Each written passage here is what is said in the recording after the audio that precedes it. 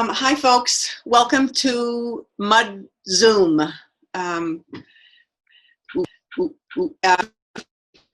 For at Ava Gallery, know that we have a project that's been going on for 8 years at Mudroom at the Ava Gallery, which is a quarterly storytelling event, which usually takes place in the main gallery and sometimes upstairs, depending on the exhibits. And because of COVID and because of the way that we are living our lives these days, the last Mudroom was changed to a Mudzoom and was held in March. And tonight we are having our second Mudzoom. So thank you all for coming. Bear with me as a host for the first time with technology. And I live in rural New Hampshire, which those of you who live in rural areas know is not so great. So we hope it's going to work. I'd like to say that first of all, we want to thank generous sponsors for tonight, Defiance Electric and LDA, Learn, Design, and Apply. Both of those businesses have made contributions to help support tonight's Mudzoom. And I also want to say that for those of you who are in attendance, you know that there was no admission fee for tonight, and people could just get a link to sign on. But we would like to actually encourage you, if you're able, to visit the AVA website. There's a lot of things to see there, including the current courses that are being offered in drawing, watercolor, painting, photography. Online courses and things are being added all the time. So make sure you check the website regularly, and particularly visit the donate button. AVA established something called the Here to There Fund. What can get AVA from there to here or here to there during the time of COVID. So we would appreciate any contributions that people can make. For those of you who know about the Mudroom, we have usually 6 or 7 stories, and often in person we have a delicious meal, we have live music. Well, hopefully you've had a delicious meal at home. And maybe during our brief intermission, you might listen to a little music of your own choosing. But our plan tonight is to have 6 storytellers who will be telling their stories from the cuff. And we have encouraged people to tell stories about pulling together. So however they want to interpret that theme.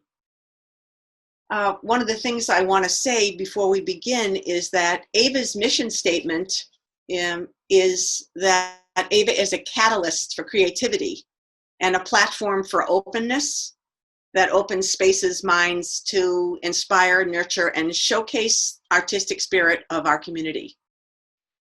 And in the light of what's going on in the world today, AVA has also supported, as have many other community organizations, a statement that was put out by JAG. And JAG is an African-American theater company in the Upper Valley that has been putting on some really wonderful productions. Their goal is to produce African-American theater and be an incubator and help people see some of the varieties of life through the lens of African-American experience. And in the light of that, we have chosen for our next Mudroom, just to give you a heads up, that the theme will be change. And we will be welcoming story submissions from everybody in the community. We would encourage community members of color to particularly use this opportunity to share stories of their own experience. So we'll talk a little bit more about the September Mudroom then, but for tonight, we are very lucky to have 6 storytellers who come from various parts of the Upper Valley and a little bit beyond. And our first storyteller of the evening, well, is Mike Lovell. And Mike is a teacher at Colby Sawyer College. And he looks like he's sprouting some deer antlers tonight for his storytelling. And I think that this is no accident. So I am going to ask others to turn their, if anybody else has their camera on, and I am going to spotlight Mike, and Mike is going to open the night with a story on pulling together. Yes, oh, I'm hearing myself. I don't like that. Oh, so my story is a story about bicycling, and when a cyclist helps another cyclist, we call it taking a pull. I was and still sort of am an aspiring amateur hobby bicycle racer. And I was living in Chicago, and I hadn't done much riding this one winter, and I had gotten a little bit out of shape, but I had this great idea that I would ride my bike from Chicago to New England, to New Hampshire. And so I would leave Chicago out of shape, and 1,000 miles later, I would arrive in New Hampshire, like with a lot of fitness. I was really excited about the idea. I didn't even, and one of the reasons why I was out of shape, I didn't really have a bike in Chicago. I just had my Urban Fixie, but I managed to take the fixed gear off of it and put on a freewheel. And so I was pretty excited. I was so excited, actually, before I even put brakes onto it, I went out and tried it in Chicago. It was probably imprudent to do that, but I felt like I could look ahead and be really careful coming down Clark Street. And as I look across this intersection, though, I see this car, and he pulls out of the line of traffic, and I can see that he's going to make a left turn in the intersection, and he's going to try to do that in front of me. And I have no way of stopping. So I think my best course of action would be just as fast as I possibly could, and I will make it through the intersection before the car gets there. But he had the exact same idea. So he starts accelerating, and I'm accelerating, and we met exactly in the middle of the intersection. I flew over his hood. I hit his windshield. I actually smashed his windshield, and it ejected me straight up into the air. I was actually looking down on the whole scene. I was thinking to myself, this must be what an out-of-body experience is like. And I landed on my feet, and I rolled onto my back. And I was so worried that my bicycle was going to get run over by all the traffic in the intersection that I scrambled up, and I ran around the whole thing, and I'm looking for my bike. And as I'm doing that, some guy starts chasing after me. And so I'm trying to look for my bike, and I'm trying to avoid the traffic, and I'm also having to bob and weave around this guy, and he's trying to tackle me. And finally, I grabbed my bike, and I'm like, "Man, well, what are you doing, man?" He goes, I got to get you to the doctor. I was like, "I don't need a doctor. I need my bike." And he goes, I thought I killed you. And so this was the guy who hit me. He thought I was having some kind of seizure, and he's chasing after me. He wants to take me to the hospital. I pick up my bike, and I'm looking at my front wheel, and it looks like a taco shell. And we look at his windshield, and the thing is crushed. And he's angry at me. And I point out to him that, you were in my lane. And then he says, "Well, wait, don't you have any brakes on that thing?" And I realized I was actually maybe partially responsible for the accident. So I had him drive me home, and we called the whole thing even. And you would have thought that would have made me second guess whether I should ride that bike across the country. But it didn't. It actually made me maybe feel impervious to injury. If I could handle Clark Street with a bike like that, I could certainly handle the cornfields of Indiana. I didn't think there was anything between Chicago and New England except for perfectly straight flat roads and cornfields, and I felt like I could do it with a bike without really adequate brakes. Although I did sort of put a pretend brake onto the back just in case anyone ever asked me again, don't you have brakes on that thing? But I took off across the country, and it started out okay. It was almost exactly what I expected it to be, a lot of cornfields. But then I rode my way into what I realized was kind of the rust belt of the country. And I went through a lot of towns that were really economically depressed. There was a lot of unemployment. It seems like every main street I went through, almost every single business was boarded up. And I really didn't feel that welcome there. I felt a lot of frustration and anger, and a lot of it seemed to be directed at me.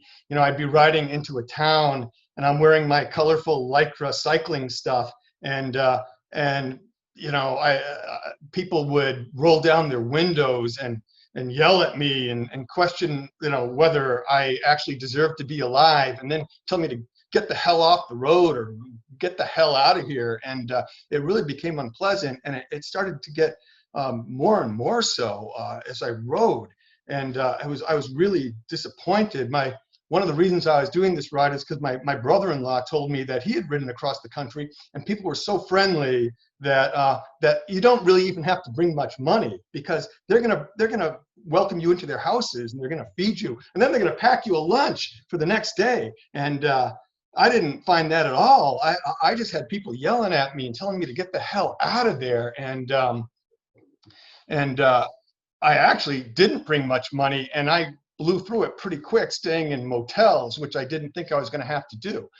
So the ride was really getting a little bit unpleasant, but then it was also getting worse because I had no idea that in Pennsylvania there were hills. So I have this bike with really sketchy brakes, and it's not set up for climbing, and I'm having to climb up hills and then descend back down the hills on the other side, and that was really kind of scary. And one day I'm going along the Allegheny River kind of in central Pennsylvania, and the road would climb up from the river valley, and then it would like drop back down to the river. And I'm thinking, like, why didn't they just put a road like right along the river? It would have been like I wouldn't have had to go up any hills. And there was actually a road along the river, but it was this 4-lane divided highway. And I'm looking at this highway thinking, like, man, I know that river goes downhill. So I know the highway is always downhill. And every single time I climbed up and went down, I'm thinking, like, man, I wish I were on that highway. But I also was noticing that the left lane of the highway for like the last 15 miles had been closed. There were these orange and white barrels, like right on the center line. And the left line, there was no traffic in it at all. And after a while, I'm thinking, like, I could be riding on that highway. So I sneak on to the 4-lane highway, and I get into the left lane, and I start riding my bike down it. And it was great. It was beautiful. It was the smoothest, the smoothest piece of roadway I'd ever ridden on. And it was even better because right to my right in the right lane was this almost unbroken line of semi-trucks, and they're going by my right shoulder at about 80 miles an hour, and the effect was that it felt like I had a 50-mile-an-hour tailwind, and I am just flying. I'm kind of soft pedaling, and I'm going like 30 miles an hour, and really for the first time in the entire trip, I was like actually kind of enjoying myself. And I was so out of money that I was really worried that I wouldn't be able to get to a friend's house before I was completely out. But now I'm just going so fast, I'm thinking, like, I won't get there that night, but the next night I would get to a friend's house and be able to regroup a little bit. And I never even thought about why the left lane of this highway was closed. And so I'm riding along, and I look down the highway, and I see this one concrete block that is it's a different color than all the other concrete blocks. And then all of a sudden I realized, well, that's why the highway's so smooth. That's why it's closed. That's freshly poured concrete. That's wet concrete up in front of me. I can't ride through that. So I signal to the trucks on my right, these semi-trucks, and that I'm going to have to go into their lane for a second. And I try to move into their lane, but they're not having any of that. They're not going to let a bicycle into their lane. So this guy just kind of lays into his horn, the next truck in back of me, and I pull over, and he goes by me right on the right. He doesn't even touch his brakes. His tires go like inches from my shoulder, and this guy goes right by me. And as the trailer of the truck gets next to me, I start getting sucked underneath it. And I actually had to reach up and put my hand on the trailer for a second, and I feel the rear tires coming up behind me, and there's nothing I can do. I was thinking, mate, for a second I could squeeze in between the truck and the barrel, but there's no way I'm going to be able to do that. So I have to shoot back into my lane about 20 feet from the wet concrete. And I know there's no way I can stop before it. So I think my best course of action would be, I'm going to go as fast as I possibly could, and maybe I'll just skim across the freshly poured concrete and end up safely on the other side. I don't think a road bike has enough flotation to do that. Although I'm not exactly sure what happened. The next thing I remember is I'm in a car. I'm sitting in the back seat, but I'm kind of leaning over to my right, and I'm lying across the laps of some people. I look up, and I'm looking up into the faces of these two women, and they're looking down at me pretty expressionlessly. And I realize at that moment, oh no, I don't have my bike. So I I say, where's my bike? I need my bike. And they say, no, you need a doctor. You don't need your bike. And I was like, no, you don't understand. You don't understand. I can't get home without my bike. I need my bike. And they're telling me, no, you're fine. You're fine. Everything's okay. Everything's good. And I'm like, no. And I actually kind of have a freak out in the back of the car. And I sit up and I start screaming at the driver, no, you got to stop. You got to stop and let me out. I got to run back and get my bike. And he's like, no. And I went so crazy that I think they thought that they actually picked up a crazy person. So they stopped the car, opened the door, and they kicked me out. And then the next car in back of them also stopped, and someone takes my bike out of the trunk and hands it to me. And my bike was completely mangled. It was like, my bike used to be like 5 feet long. Now it's like 1.5 feet long. It's like completely, both wheels are crumpled, the frame is broken. They hand me my bike, and then they all drive off. And I'm standing there thinking like, oh man, what am I gonna do? And it's then I also realized that I must have slid down the highway for quite a ways on my left side, because my Lycra riding shorts have been torn, and my shirt had. So my shorts kind of hanging off of my shoulder, and my pants are hanging on me like a loincloth or something. My butt cheek is completely hanging out, and I don't know what I'm going to do. So I start walking up the highway, and eventually someone stops and goes, you've been in an accident? I'm like, yeah. He goes, you need to get to a hospital? I'm like, no, I need to get to a bike shop. So he puts me into his car and he drives me to the closest big town. And this town was more economically depressed than any town I'd been in. Everything on Main Street was boarded up. There is absolutely no bike shop. And it's also the most angry town of any of the towns I had been in on my trip. Everyone is rolling down their windows and screaming stuff at me. I'm bleeding. My clothes are all torn, yet people are still like screaming, get the hell out of here. And I don't know what I'm going to do. One giant pickup truck is going by, and the window rolls down, and this 15-year-old girl starts like screaming, like questioning whether I should be alive, and tells me to get the hell out of here. And then I look into the cab of the truck, and it's her mother driving the car. I'm thinking like, oh, I'm not looking forward to spending the night on a park bench in this town. And I'm just sitting there wondering what to do. And a car pulls up, and the window rolls down, and I'm ready to get yelled at. And the guy in the car goes, "You been in an accident?" I'm like, "Yes." And he goes, "You that cyclist who hit the concrete over on Route 80? I'm like, "Yes, that is me." And I'm kind of happy that I'm just so famous. And he goes, "Get in, I'll help you out." And I honestly at first didn't trust him. And he looks at me and goes, "I'm a cyclist too. Get in, I'll give you a hand." So I get into the car, and he drives me to this little trailer on the outside of town. And we get out and we're walking in, and I'm half expecting that there's going to be a group of guys there who are waiting to beat the crap out of me. And but we walk into the door, and the whole living room is just full of bike stuff. There's like all this bike pedals and bike posters everywhere. And I'm looking at it and I'm thinking like, wow, this is great. And the guy tells me that he's an aspiring pro BMX racer.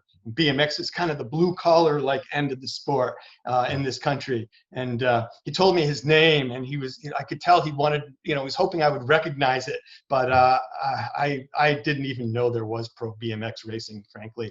And but we had a great time talking about all of his bike stuff and his pedals, and then he goes, "Hey, you want to go out and get a pizza?" I'm like, yeah, I'd love to get a pizza. And he goes, "Man, I can't be seen with you looking like that though." So he gave me a pair of jeans, and he gave me a shirt, and we hopped into his car and we went out to a pizza place. And he goes, "Tomorrow morning I'll drive you out to a bus station. We'll send you home." And I told him like, "Look, I don't have enough money for bus fare." And he goes, "Don't worry about it." He goes, "Don't worry about it. I'll give it to you." And I'm like, "Oh, well, that's great." And so the next morning we hop in his car, and he drives me to the bus station, which was in Harrisburg, Pennsylvania. It was hours away. It was such a long drive. I was so amazed that this guy did that for me. And then I'm getting out of the car, and he hands me $65, which was how much the bus fare was. And I say to him, I say to him, well, look, give me your name and address, and because so I can pay you back for all this. And he goes, don't worry about it. And I'm like, no, no, he goes, no, don't worry about it. You'll never remember. And at the time, I was thinking like, he's kind of accusing me of being irresponsible. But now I realize that I was severely concussed, and my short-term memory, I'm sure, was lapsing in and out badly. And so as I'm getting out of the car, I said, no, really, I have to pay you back for all of this. And he looks at me and he goes, look, help someone else out someday, and that's how you'll pay me back. And he put me on the bus, sent me home. And that is my story of bike riders pulling together. So thanks, Mike. A pretty exciting story to start our evening.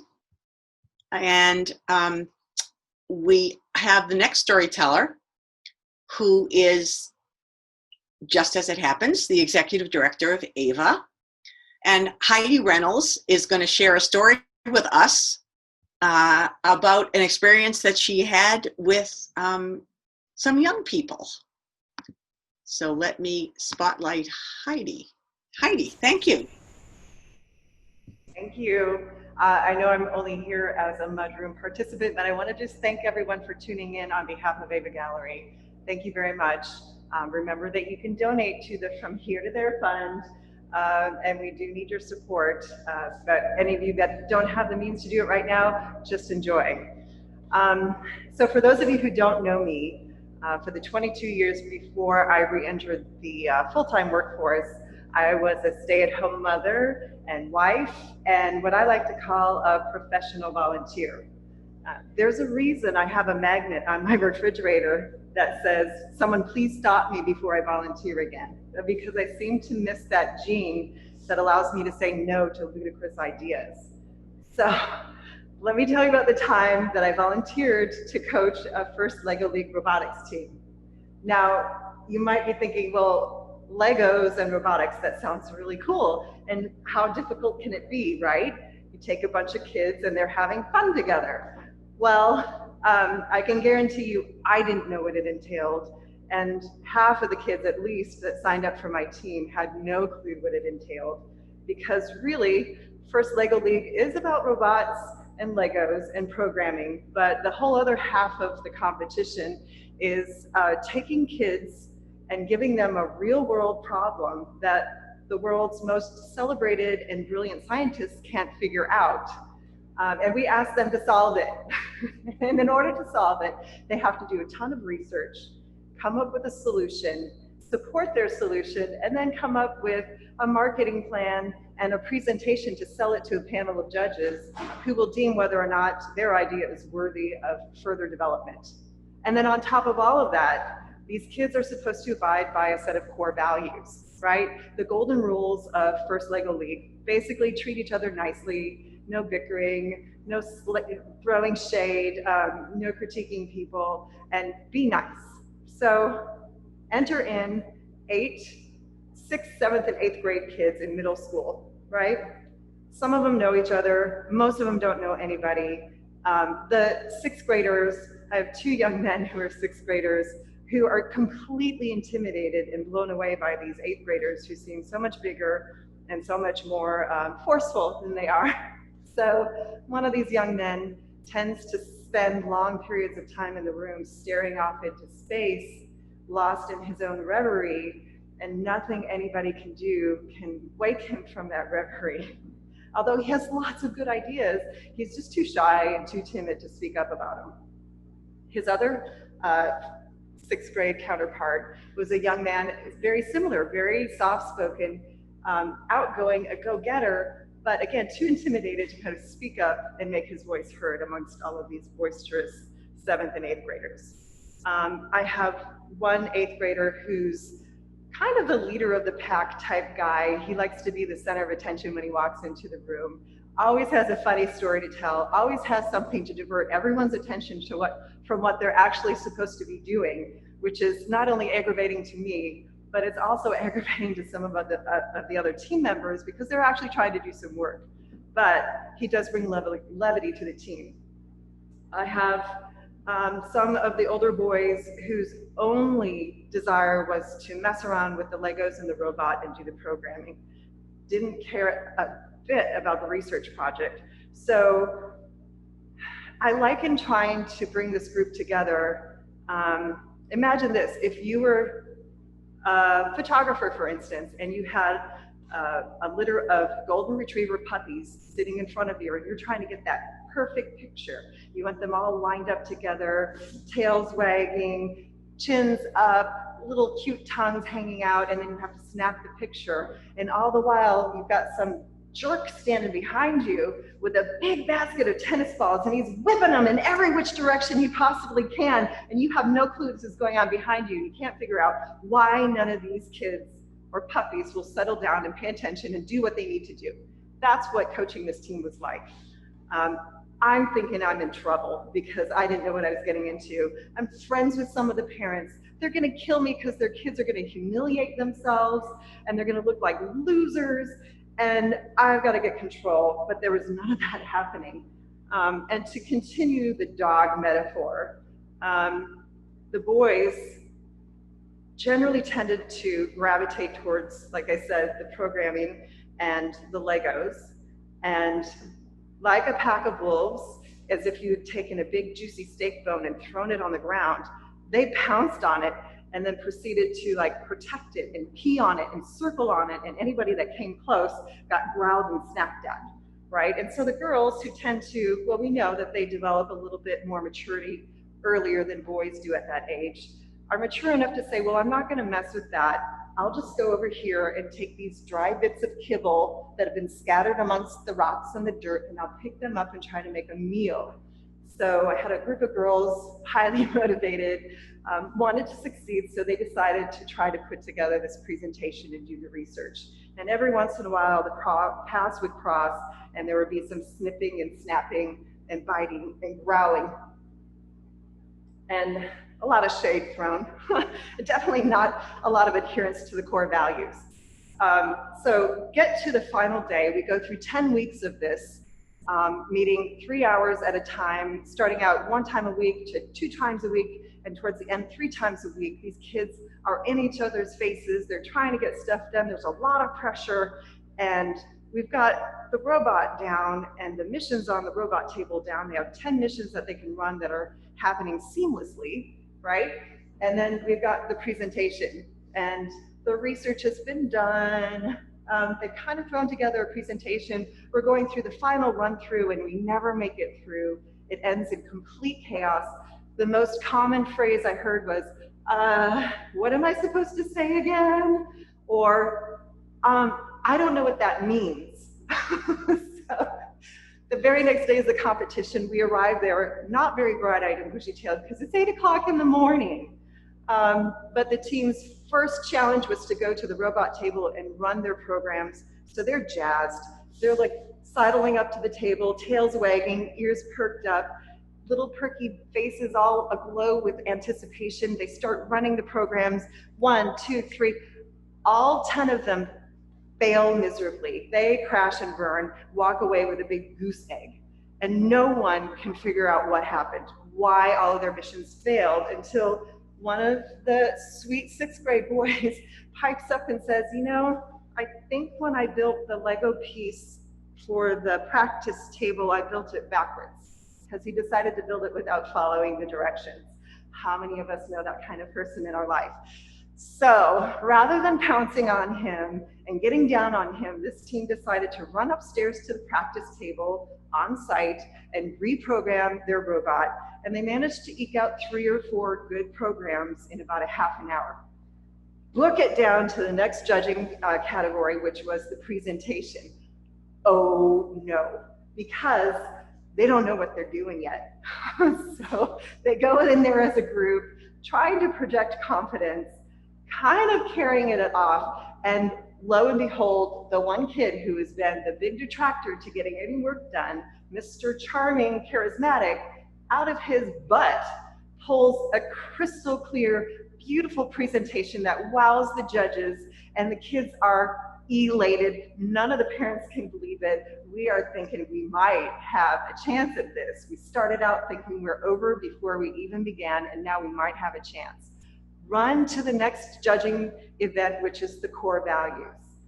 So, male dogs over here circling the big juicy steak bone, girl dogs over here picking up the little dried crusty pieces of kibble, and they come together and combine those pieces and complete a task that the judges gave them, as if they had all sat in a neat circle around this meal that they had made and cut it up with a knife and fork and daintily ate it and made sure everybody had an equal piece and they all took part in it. And none of us could believe that they pulled that off either, because that was absolutely the opposite of what I'd seen the whole time that they've been together. So they come out of that event elated. So out of the 3 events, they did well in 2. We had one that was a big question mark. They run their 3 or 4 programs on their second go round and managed to get some points. So the end of the day, we're exhausted. I've got 8 kids sitting to my right, a bunch of parents and their families, all sitting with anticipation. Nail biting is going on. We're waiting for the judges to make the final announcement.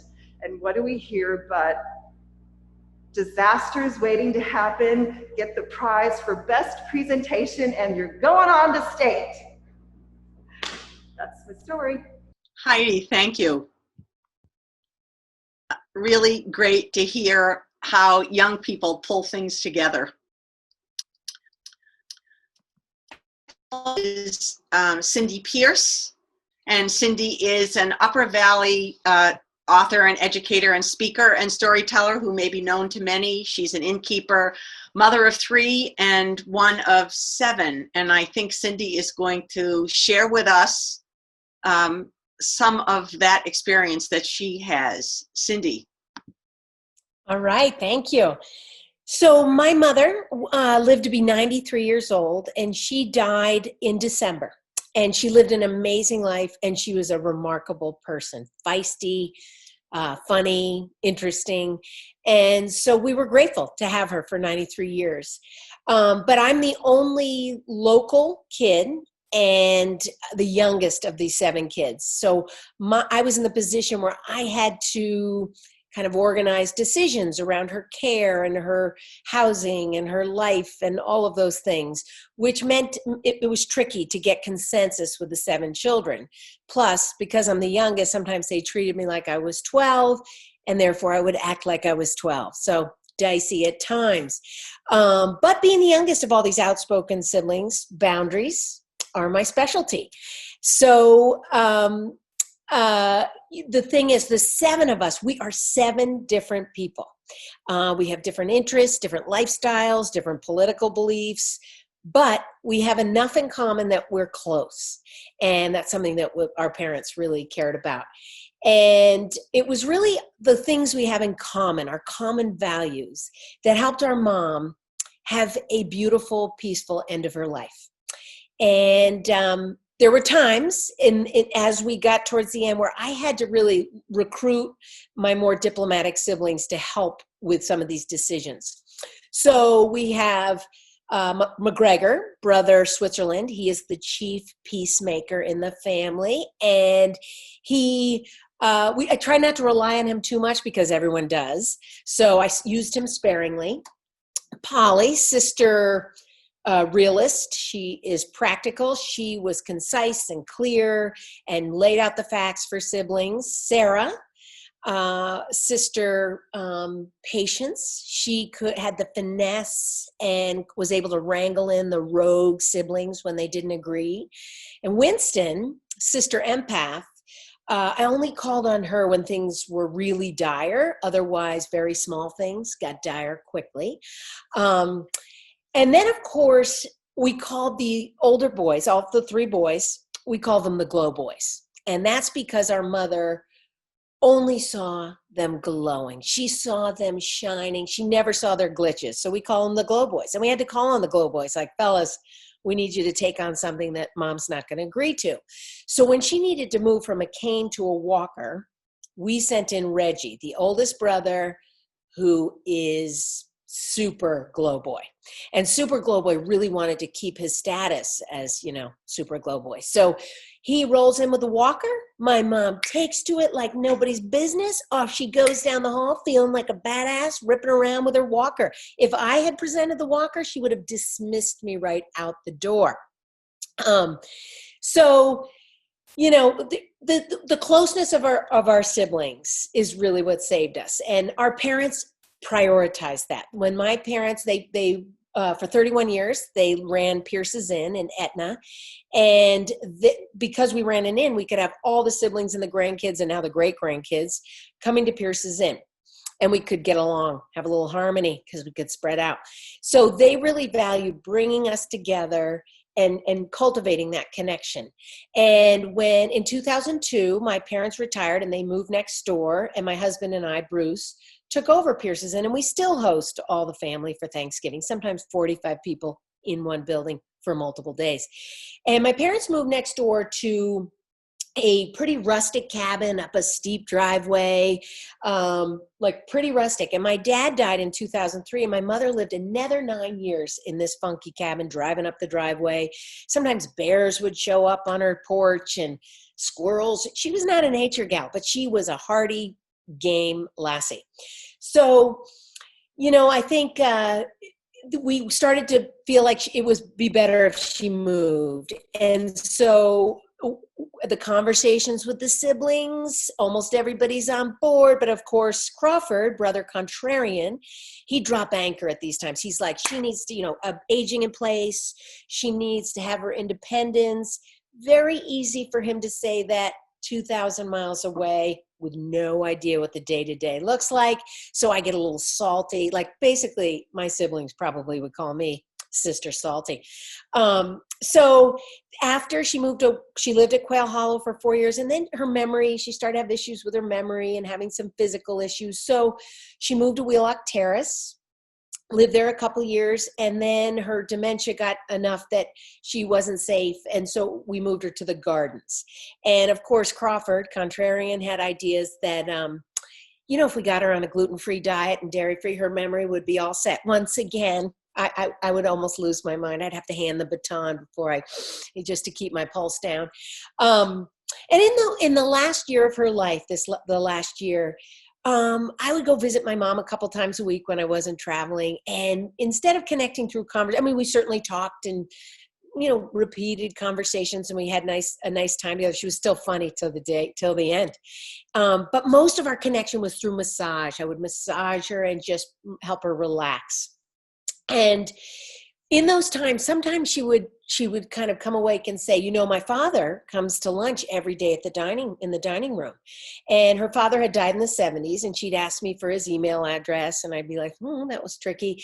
But she said he would come, sit in the corner, read the newspaper, and you know, sit over there and never talk to anyone. And he had a nasty attitude, which is exactly how he was like in his life.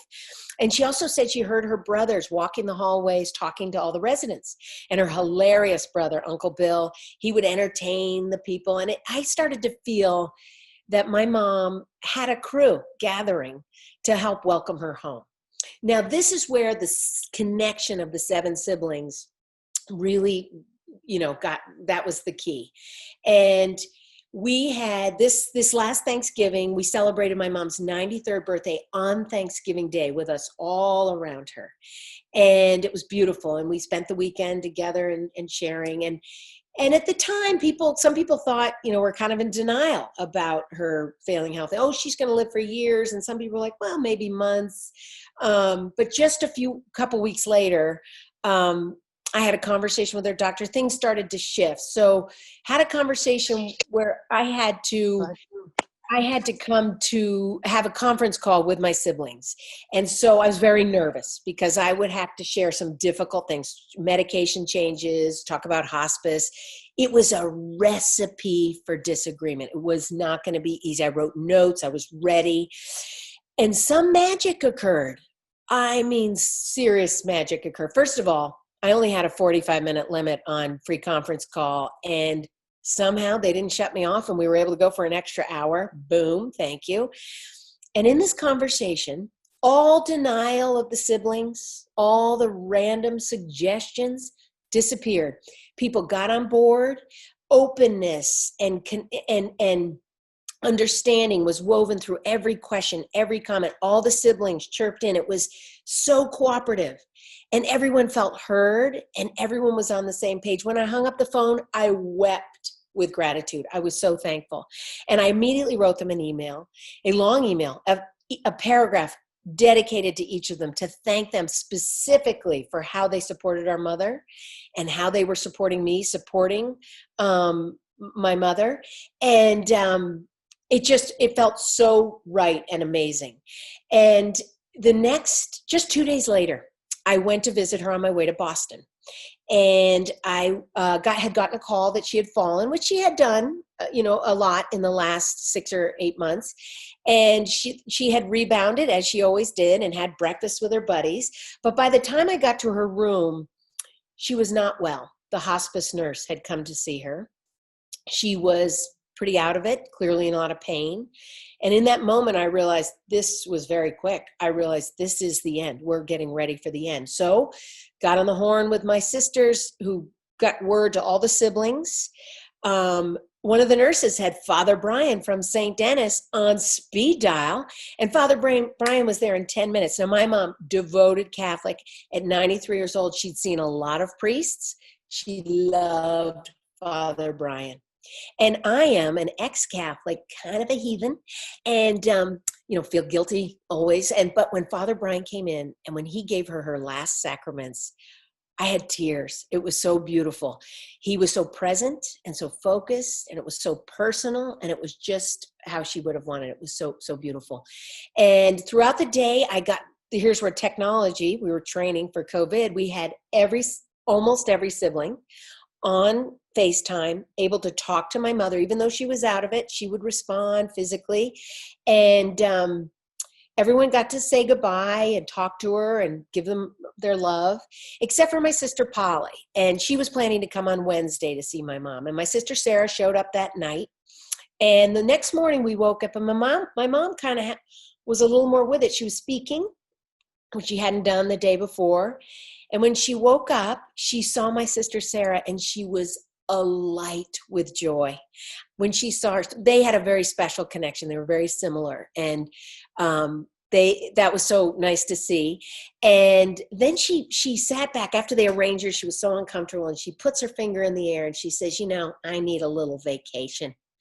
And we said to her, yes, you're going to have a vacation. It's coming your way, Mom. It's coming your way. So later in the morning, the Evergreen Singers came to my mother's room. And Leanne Moshe, the host of tonight, she is part of this group of singers. And this group comes into my mother's room, and they surround her bed, and they are singing songs. And my mother is out of it. And as they start to bathe her in these beautiful songs with these beautiful harmonizing, it was magical. And her eyebrows lifted, her mouth opened as if she was singing. She didn't know any of the words, but she was singing along in this state. It was, I think I'm going to be 110, not remember the names of our children, and I will remember this moment. It was a very, very special thing. And what they do is they sing people home. And that's how it really felt to us. And then the afternoon went on, and my mom was kind of stable, but then things started to shift. And I saw her facial expression change. Her breathing was slowing. And I felt like, I think we should get in touch with Polly, who can't visit till Wednesday. And Polly didn't have FaceTime like everyone else did. So, we were sitting, my sister and I, Sarah, were on either side, her youngest girls, and we were on either side of my mom. And we called up Polly, and we got her on speakerphone. And here we are, the beautiful light coming in, snow coming down. And I said, Polly, I'm going to put you up to Mom's ear. And I held the phone to my mother's ear, and Polly was crying, and she said, Mom, I'm going to miss you so much. And I think my mother really couldn't leave until she heard the voices of all 7 of her children. Because in the next moment, Polly said to her, just at the exact moment when she said, I love you, our mother took her final breath. And it was beautiful, and it was peaceful as she headed into the next dimension.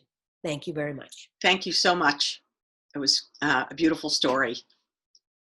On audience members and panelists, we're going to take just a short intermission, but I wanted to, at this point, let you know that there are several of us who are members of the Mudroom team, and I just wanted to let you know who those people are. Sally Bacon, Casey Carpenter, who has relocated to Chicago, but who's been very helpful in the past and was also helpful for this Mudzoom, Judith Hertog, Mike Lovell, whose story we heard tonight, and Cheryl Trainer from AVA.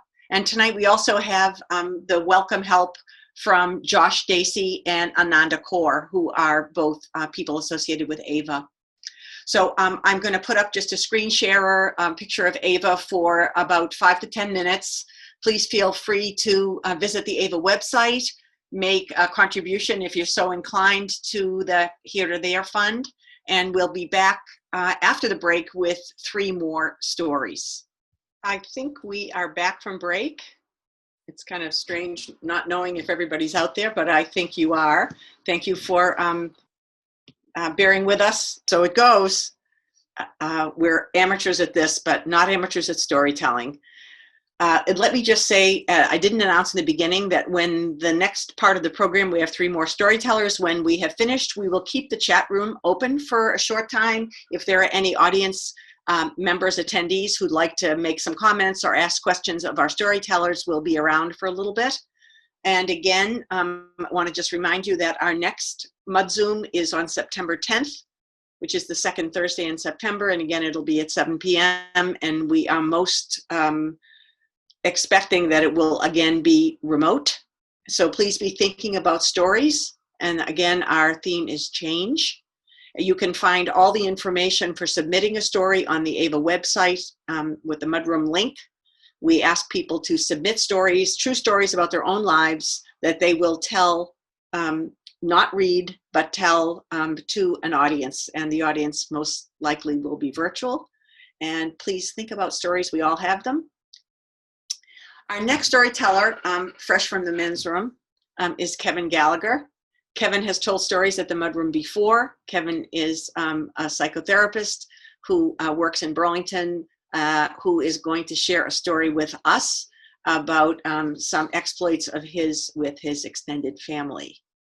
Thank you very much, Leanne. So a little preface to my story is that the characters in my story are literally downstairs in the same house I'm staying at tonight. And when I said that I was going to go pee, they yelled in unison. We all heard that. So much for, I should have used a proper nursing term like void.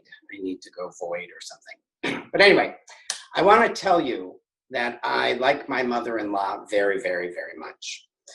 It also helps that she's a snowbird who spends the winter in Key Largo. Because trying to be a good son-in-law, it forces me to go visit her at least once a winter. And I choose the time to go visit because we all know in New England that there's that ugly period, usually sometime in March, where it's still winter, but we don't want it to be winter anymore. It's cold, it's dark, and there is something unbelievably rejuvenating to get off the plane and to have it light and to have palm trees and to wear flip-flops. And it just makes, I feel like I'm sort of like a flower that just comes back to life. And when we visit there, we enjoy a very tight 1-bedroom trailer on the ocean. And I use the word enjoy on purpose because I think we're all enjoying the time there, but sometimes I'm not really sure. I think sometimes we just try really hard to not bug the crap out of each other while we're there. But there are some unique things about our visits. It's a little like Groundhog Day. It's the same thing every day. And that same thing is fishing. Deep sea fishing. Now, I know many of you might be looking at me thinking, Kevin, you do not look like you go deep sea fishing. And you would be absolutely correct. Like, really, can any of you name a gay fisherman? I can't. I also don't like camping. I don't ride dirt bikes. I don't go mudding with my family every spring. In fact, this weekend, I'm sure some parts of my extended family will be four-wheeling somewhere in Vermont. Whereas I got up this morning and watched the season finale of RuPaul's Drag Race while I was texting with my sisters about the dresses. Now, it's not also the same, that we fish every day, but our mornings start the same. I get up, I make myself a cup of tea, I go sit on the lanai. Other people start getting up, they get their coffee. Eventually I go get my yogurt and granola and fruit. People get what they want. Blair gets up. Blair is my mother-in-law's partner, and he has an English muffin with peanut butter and a large glass of orange juice and a cup of coffee. He sits in his recliner and he opens up his laptop and talks with his friend Noah. Only recently did I learn that Noah is not a friend. Noah is the National Oceanic and Atmospheric Administration. Who knew? And so while he's checking waves and water and storms, I'm making sandwiches, packing snacks, and beverages into coolers. So the first thing that happens on a day at sea is the boat gets loaded. The poles go in first, then the coolers with the billy bait and the chum, then my mother-in-law, who we call the queen, she gets in with her dog, then I get in, and then the captain, Blair, gets in, and then my partner, Michael, gets in as the first mate. And it's very funny because all the residents in the trailer park come around to like wave goodbye to us. It has a feeling of sort of like being in a foreign country, getting on a ship to go to America and to never return to your homeland. They all wave us off, good luck, good luck, good luck today. And then we go out into this beautiful blue ocean. We usually go about 12 to 15 miles offshore. And since I'm not very good at this stuff, I have a very specific job on the ship. I am in charge of looking for frigate birds and for hardy weed lines in the water, because there seems to be something about those two things when they happen at the same time, that there might be tuna or wahoo or dolphin in the area. And when I say dolphin, I'm not talking about flipper, I'm talking about mahi-mahi.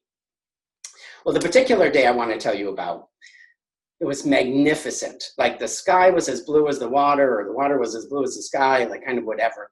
The seas were 1 foot, so it was practically glass.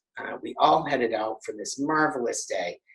And we headed out to go trolling. So for you non-nautical people, trolling is a very fancy word for sticking your pole in like a cup holder, and then you put bait on the end, and then you drive really, really slow for a very long time in hopes that some fish eventually catches up and hooks himself or herself on the line.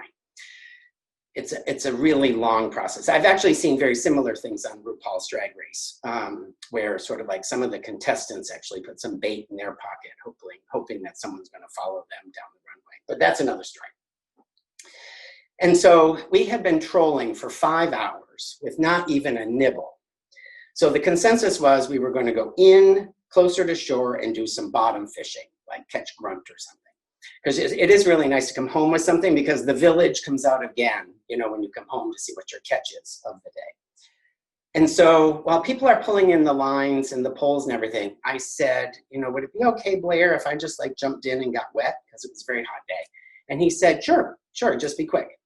So I jump in, my mother-in-law says, how is it? I said, oh my God, you should come in. It's just so beautiful. It's so wonderful. And now I didn't jump off the boat like right behind the boat, because I didn't want to jump on the motor. And so I jumped, and I was maybe like 20 feet away. And so it was time for me to get back on the boat. And so I start swimming toward the boat, not dog paddling, swimming. And I can't seem to get there, because now the boat's like 50 feet away.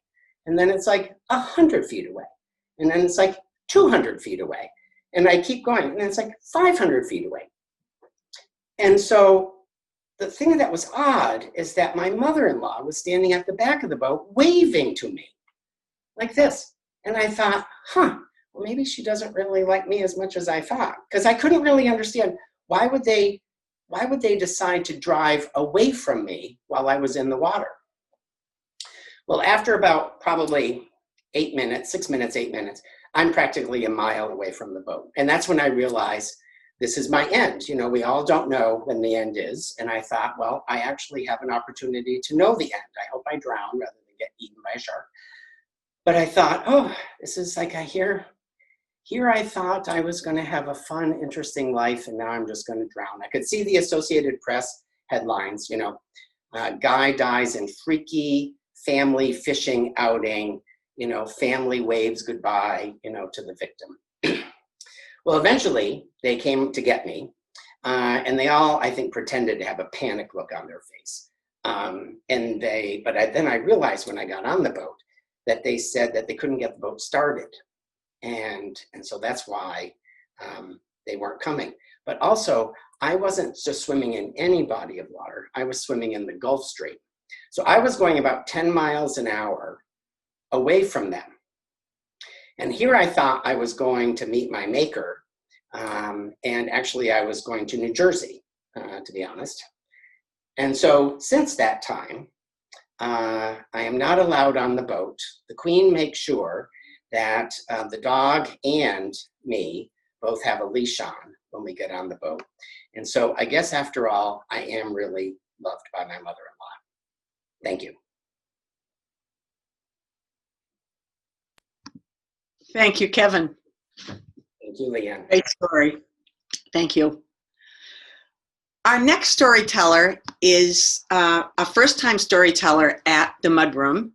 Joan LaPlante lives a little bit outside the Upper Valley in Danbury, and she submitted her story, and she is going to be telling for the very first time as a Mudroom storyteller. So welcome, Joan. And let me make sure we get this set up right. Hello, Yay. my name is Joan. A friend of mine got me this little box and it says, "Give thanks in all things." And it brought to mind an incident that happened in May of 1999. I woke up from a sound sleep and had the thought that there was something wrong with my middle son.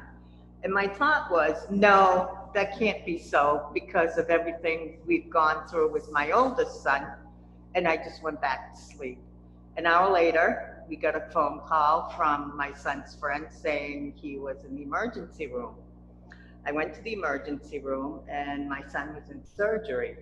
He had been assaulted and they had to put 102 stitches in his neck and his jaw. Thankfully, the emergency room doctor was a plastic surgeon, so they did a fairly good job repairing his face. Amazingly enough, we went home that morning and we started the journey of dealing with police departments and the court system. My son knew who had assaulted him, but of course the police department had to do investigations, and that took 6 months before he was finally arrested. And so he was arrested, and the court hearing didn't happen for 1.5 years after that. My son had left for Oregon 6 months after the incident. He had planned on moving to Oregon after graduation in 3 months, but his trip was extended out for 6 months because he had to have more plastic surgery and he also had to have dental care.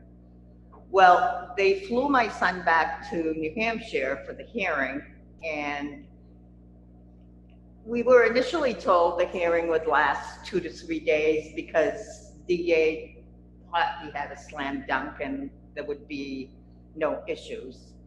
But actually, the trial lasted 7 days, and we all left the courtroom. It was a hung jury.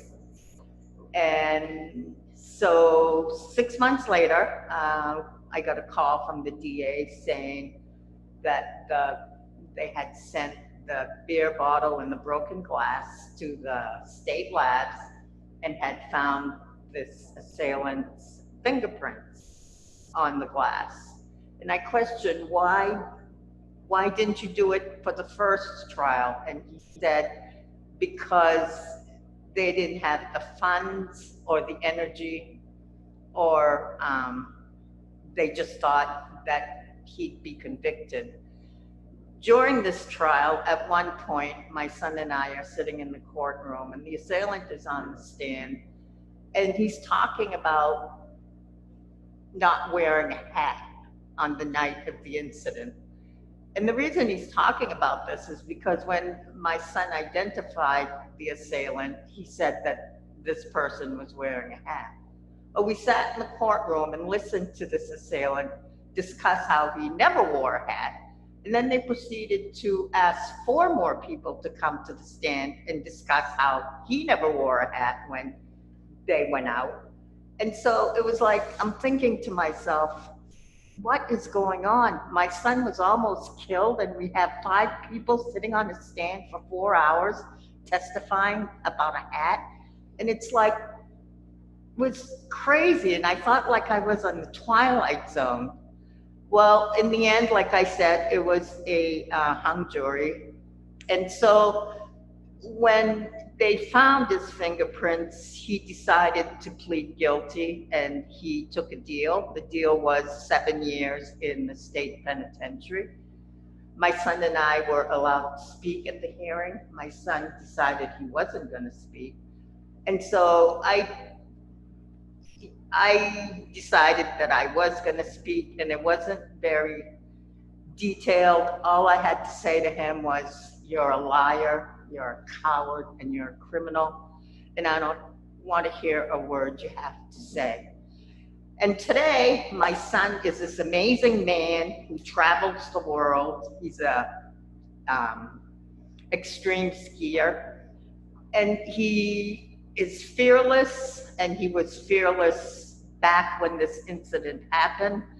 And so, yes, I do give thanks in all things. Thank you.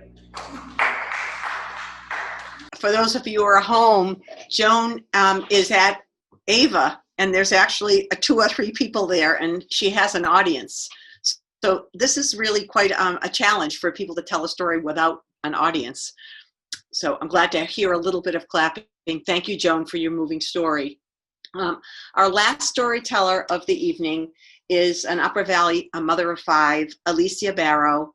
And Alicia is going to share with us a story about her family. Alicia. Hello, my name is Alicia Barrow, and I am here to share a story of birth and community. I have 5 children, and my youngest, the circumstances of his labor and his birth were extraordinary. You see, I had grown up with my older brother in northern Maine under some pretty deplorable circumstances, and we were very close.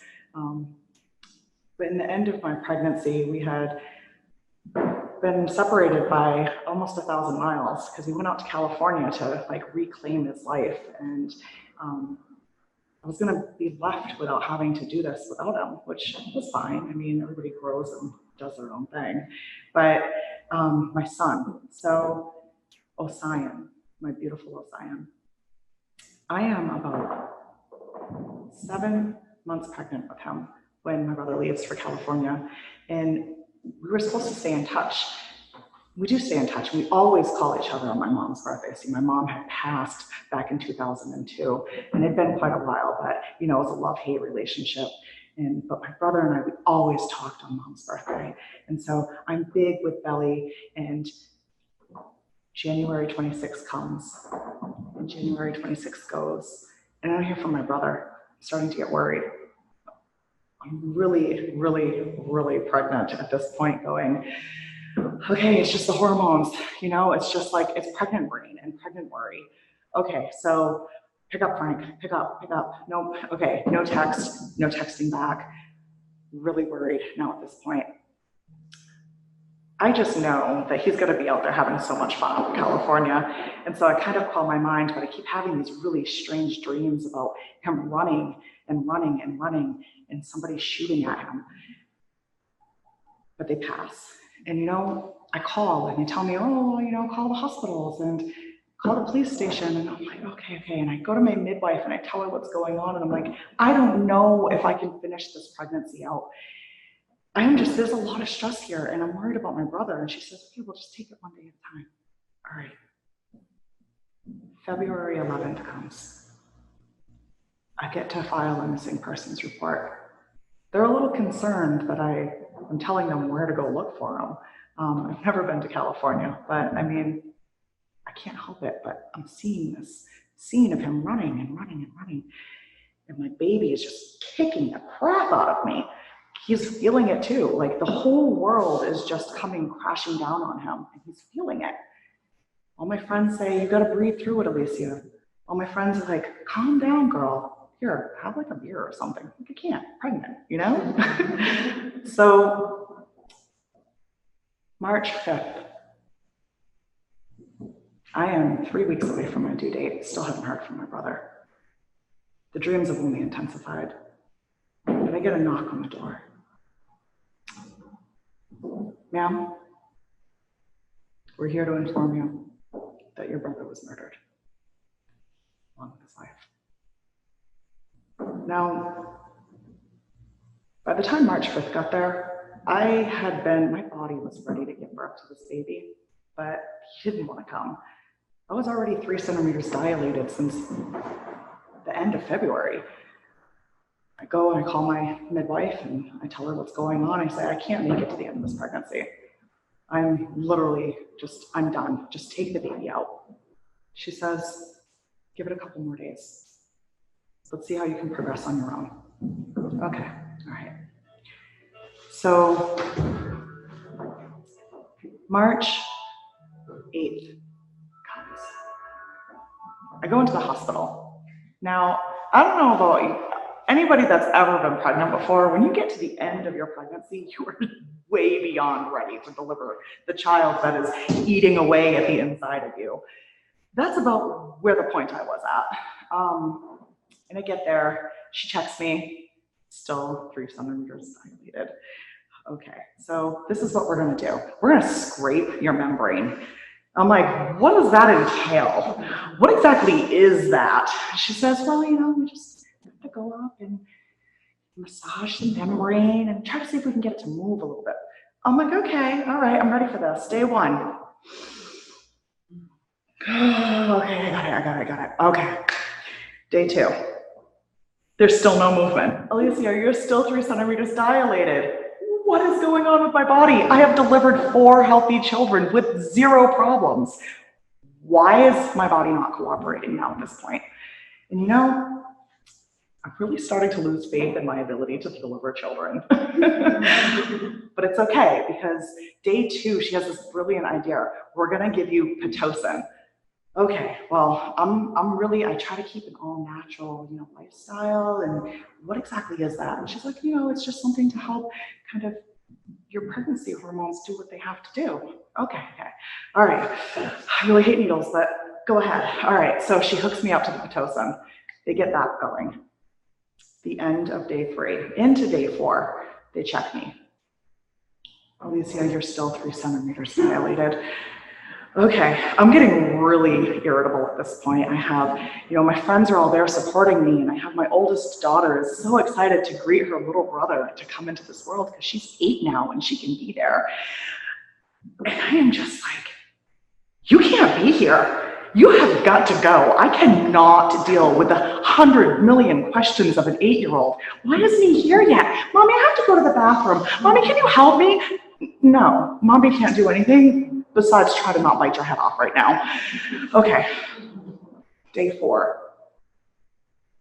night 4. They check me. Is there any movement? Well, not in your cervix, but he's certainly riled up. So still 3 centimeters dilated. Day 5, we are looking at March 14th. I have been in there for 5 or 6 days, and I have lost my cool. The nurses come in, and they're so kind and so sweet. And they were there for my previous child. They saw the light and the laughter, and everybody just there partying. Matter of fact, I believe one of them said, I feel like I'm at a frat party, which was a little unnerving because it was the birth of a child. But I digress. Day 5, I've lost it. I scream out, not in pain, but in frustration. Don't you have a hot tub or something? But there may have been some expletives in there. Don't quite remember. It was all a blur. So yes, they do. but they didn't offer it to me the first 4 days because I guess it must have slipped their mind. So my friends shuttle me into the hot tub, and I ease my tired body in, and I'm still so tense, and I'm thinking of all the ways that I have to try to figure things out. Like, I have to give birth to this baby, and he just needs to hurry up and come. Like, let's get this over with, kiddo. I have funerals to plan, and we have memorial services that we got to do. And how is Frank coming back home to the East Coast? Because that is a long distance between being out there by yourself and being home with the only family you have left. And this is all I can think about. Like, what is going to happen? I can't afford the time right now. Like, kid, you need to, like, you're holding me up, you know, let's go. So we listened to Somewhere Over the Rainbow. You know, the Hawaiian guy, it's like 10 minutes long. It's beautiful. And I feel myself just slip into this state of relaxing. I'm no longer irritable. I'm no longer losing it on everybody around me, just trying to be there for me. And I feel everything let go. And I'm ready. And I stand up. I walk back in. I'm dripping, soaking wet through the hospital hallways. And I don't care. My Johnny's open, and I don't care. After all, it's just a pregnant belly. And maybe a little more, but who cares? So I get back to the room, and my midwife, she's leaned up against the wall. She's got a clipboard in her hand. You ready to see if that helped? I'm like, I lean across the bed. I said, no, I'm ready to push. She says, no, you got to get back up on the bed. We're going to see if there was any progress. I said, no, and I'm stretching across the bed, and I'm pulling on the bedside. I said, I really need to. And he crowns, and she dives across the room and catches him before he hits the floor. I mean, everything came out. She was covered, this poor woman, with afterbirth and placenta fluid and whatever else is held up in there. And there's my baby. She's holding him like she just caught the Heisman Trophy or something, you know? She's laying on the floor, covered head to toe. And my friends are all standing around, and she's looking up. I have a boy. I look down at her, and I grab my baby. And I go, oh my God, he looks like my brother. Everything about him looks like my brother. Even his freckles. Why does his freckles look like a goatee? I mean, densely populated right here. All the nurses noticed. We're taking pictures. It's so abnormal. It's beautiful. Welcome home, Frank. Welcome home. Thank you. Thank you very much, Alicia. Very moving story and beautiful. So friends, that concludes our evening of stories. We hope you enjoyed them. We hope you will think about your own stories that you have to submit either for the next time with a theme of change, or keep an eye on the website for future Ava Mudzooms, Mudrooms. And as I mentioned before, we want to thank our sponsors for the evening, Defiance Electric and Analyze, excuse me, I just lost my, LDA, Learn, Design, and Apply, sorry. So we will keep the chat open for a little bit in case people would like to ask questions of any of the storytellers, and I will ask storytellers if they're still with us, if they want to put their cameras back on so people can see you. How big was the boat? Big. That's like if you ask me what kind of bike I have, I say blue.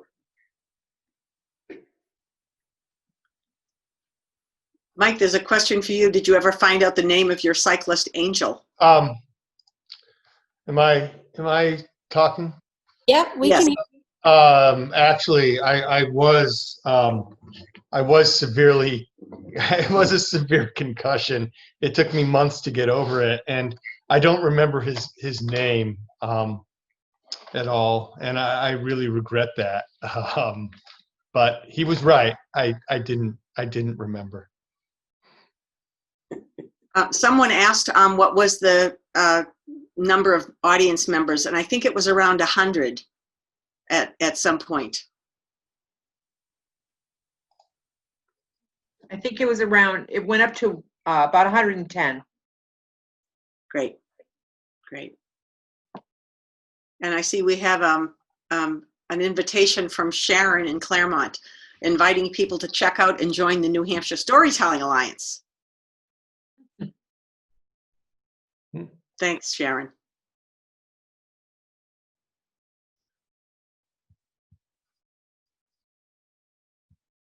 Oh. He saw 108.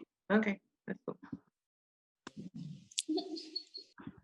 I'm unmuting a couple of people. Alicia, you're also muted. I'm going to unmute you, I think. Or you can unmute yourself. Judith, you're also muted. Given there are so many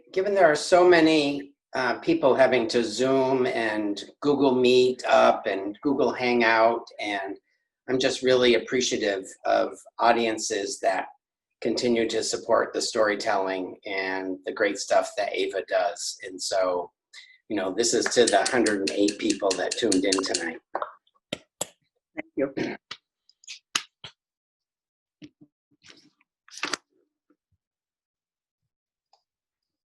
How many people are at Ava?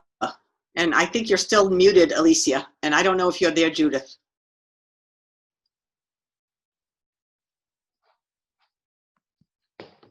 Judith is there. I can see her face.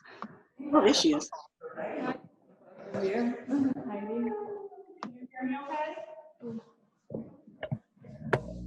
you hear me okay? A little bit echoey, but it's all right. Yep. It was great to hear a little bit of applause. It was a little jarring because I forgot that there were a couple of people in the audience. I wonder if that was helpful to people who told their stories from Ava. Very helpful to kind of read what everybody was doing and not focus on the camera. It must have been. It was very odd telling a story to my own face on a screen. Yes, the good old days seem really a long time ago. Yeah. They do. Alicia, I'm glad you went last. That was a beautiful story. Great way to end the night. That was so nice. I love a good birth story. It was messy. So did your other children recognize your brother and your youngest son? They still do. Every day he looks more and more and acts just like him. The freckle thing, it faded when he was about 12 hours old. It went away. It literally was just my brother saying, "I'm here, I'm home." Wow. No doubt. There's a question for Alicia. Where in northern Maine are you from? All over. My mother, I never quite could get a straight answer from her before she passed, but I'm pretty sure she was running from something because I swear we moved every 6 months to a year. Mainly in northern Maine, up in like Emden, Bingham, and then up in coastal northern Maine, so Calais, Machias, Whiting, Lubec, and sometime inland as well in between. So.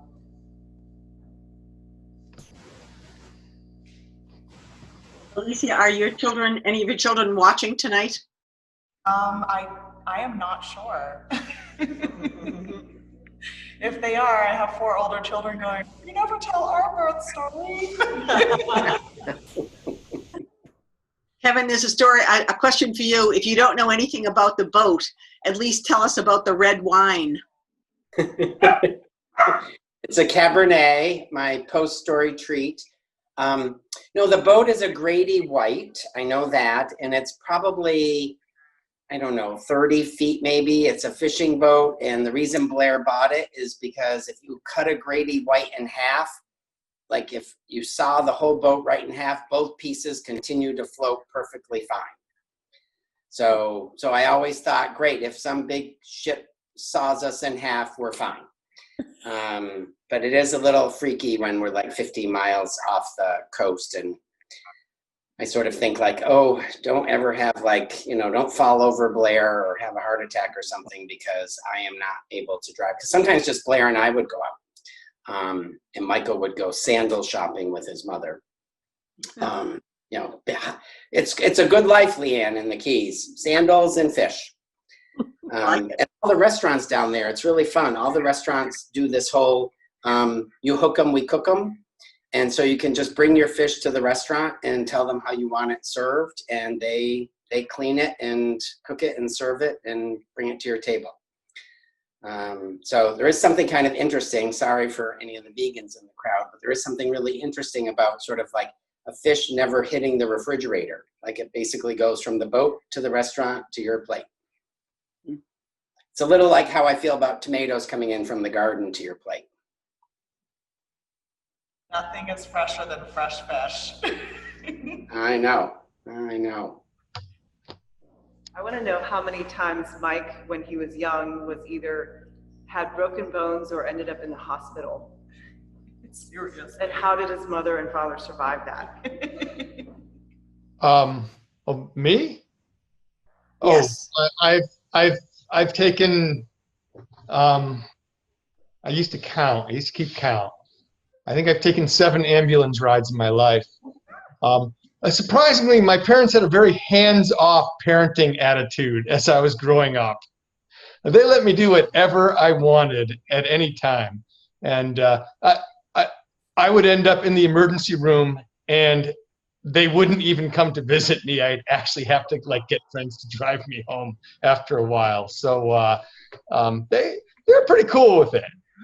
They were okay with it. So yeah, quite a few in many states.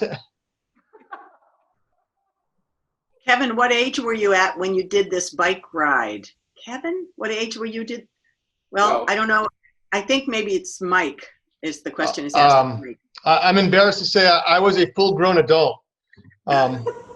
So I was probably, I was probably 30 years old. So a youthful 30, and that's what living irresponsibly will do. But yeah, I should have, old enough to know better. I would never do that again. Couldn't do it. What's it called, Alicia? What's it called? Staying young. It's called staying young. Yeah. Great. Is Joan still at Ava? Yes.